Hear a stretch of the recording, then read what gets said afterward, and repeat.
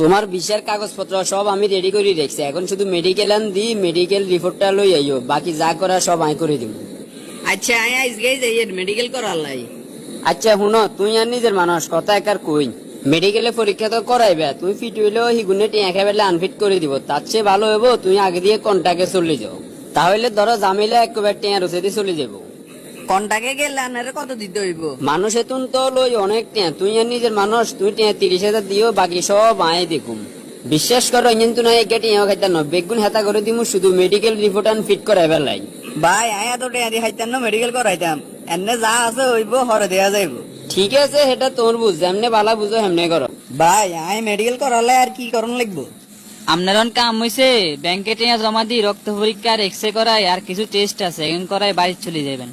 ঠিক আছে ভাই, অনেক অভাবে কষ্টের দিন যার, আয় বিদেশ গেলে পরিবারের হাল ধরুম, অনেক মাত্র অপেক্ষায় খালি মেডিকেল রিপোর্ট আন ফিটে আইবার। এই মক্কেলেরে ধরি টিয়া কিছু কামাইলু মু, এমন এমন সমস্যা তুলি ধরুম এতে টিয়া নদী যাইব কন নাই। আসসালামু আলাইকুম। ওয়ালাইকুম আসসালাম। আপনি যে মেডিকেল করে গেছেন ওইখানে কিছু সমস্যা ধরা পড়ছে, যার কারণে আপনি আনফিট। সমস্যা কি আইছে? এই যে ধরেন আপনার লাঞ্চে পানি জমছে, বুকে কফ জমছে, রক্তে 3টে পরীক্ষা আছে, 3টাই সমস্যা, আরো অনেক কিছুই আছে। আবার আপনার ইউরিন টেস্টও সমস্যা পাইছি। আরে ভাই আপনি যত সমস্যা কইছেন আইজেন বাঁচি রয়েছি এটাও তো বেশি। আর কইলেন যে আর বুকে কফ জমছে, গত 2 বছর তো আর কাশে হয় না, কফ আইলো কিন্তু। অন ভাই এই মুহূর্তে এক ইত্যাম। এটা লই আপনি কোনো টেনশন করিয়েন না, সমস্যা যেহেতু হয়েছে এর সমাধানও আছে, এর লাইটে কিছু খরচ হবো আরই। ব্যাগ কিছু লই যদি আপনি টেনশন করেন তাহলে আমগার কাম কি সবগুলা মিলাই টাকা 20,000 খরচ হইব, আর এই নাম্বারে পেমেন্ট করে দেন। না ভাই আয় কোনো অতিরিক্ত টেয়া দিতে ইত্যান না, আয় অফিসে আইয়ের। ঠিক আছে আইয়েন, আয়ান্নের কাগজ আনলে বুঝিলেই যান। সমস্যা তো আছে কই এলাইছি, অন যদি আবার ফিট দি তাহলে তো আর সমস্যা হয়ে যাবো কই, না অন আনফিট করে দিতে হইব। নিজের চাকরি বাঁচাইতে হইলো এত অন আনফিট দন স্যার, কোনো উপায় নাই আর। বুঝলাম না, সব জায়গায় যদি এরকম দালালে পড়ে যায় আমরা সাধারণ মানুষ কোনায় যান? Passport, police clearance, medical report, fingerprint, bag জায়গার দালালে ভরা, আমরা সাধারণ মানুষ কোনায় যাম? বিদেশ যাইবার নাম লইছি, শুরুতেই এত হয়রানি, না জানি বিমানে উডাউন জন্য কত সিজ্জত আছে কোপালে। ভাই আর রিপোর্টে কি চাই দেখেন তো। এই চান আনার মেডিকেল রিপোর্ট, কত সমস্যা, এত সমস্যা লই গ্রাহকের কখনো ফিট দেওয়া হয় না, আন্নে পুরি আনফিট। আনে যে কইলেন 20,000 দিলে ঠিক করে দিবেন, সেটা কোনটা? এই অফারটি অল্প কিছুক্ষণের লাই আসিল, অনার নাই, জিনিসটা অনলাইন ঢুকে গেছে।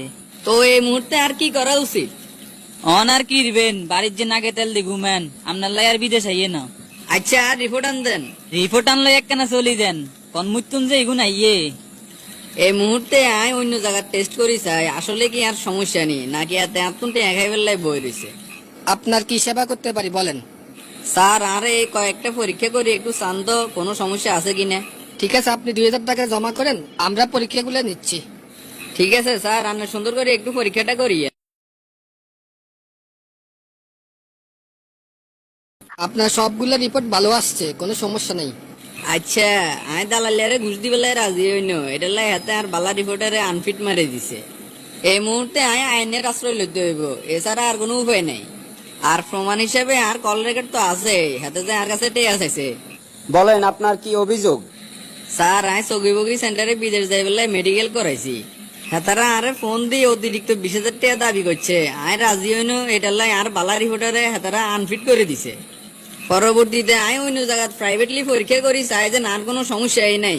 এখন স্যার আপনার রায় সহযোগিতা চাই, হেতারা যে আর কাছে অতিরিক্ত টেয়া চাইছে, এটার কল রেকর্ড আর কাছে আছে, চাইলে আর শুনতেন হারেন। ঠিক আছে, আপনি কল রেকর্ডটি আমাকে দিন আর একটি লিখিত অভিযোগ করে যান, বাকিটা আমি দেখতেছি কি করা যায়। আসসালামু আলাইকুম স্যার, হঠাৎ আপনি আর কাছে আইছেন, আপনি আরে কইলে দয়ানের কাছে চলে যেতাম। ওয়ালাইকুম আসসালাম, আপনাকে আমার সাথে থানায় যেতে হবে। আর অপরাধ কি আপনার বিরুদ্ধে অভিযোগ আছে, আপনি গ্রাহকদেরকে মেডিকেল রিপোর্ট ফিট করে দেওয়ার নামে অতিরিক্ত টাকা দাবি করেন। এতে গ্রামের মানুষ ওই থানা পর্যন্ত কেন গেছে? একটা জিনিস বুঝার চেষ্টা করেন, এটা কি আয়া খায়নি, এটা কত জায়গাতে দন লাগে, জামিলা আর বারানির কাম কি আয়ার আমনে মিটমাট করি এলাই।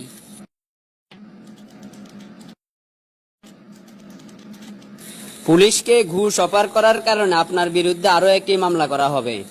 তোদের মতো কিছু লোকের কারণে মানুষ বিদেশ যাওয়ার জন্য মেডিকেল করাটাকেও একটা আতঙ্ক মনে করে। আপনি কয়জনের দমন করবেন? নিচ থেকে উপর মহল পর্যন্ত সবাই এটার সাথে জড়িত। শুধুমাত্র আঙ্গ সংস্থা নয়, সমাজের যে প্রত্যেকটা সেক্টর আছে সব সেক্টরে এরকম দুর্নীতি আছেই। মনে রাখিও, পাপ বাপকেও ছাড়ে না, প্রত্যেকটা অপরাধের শাস্তি তাকে পেতেই হয়, 2 দিন আগে নয়তো পরে।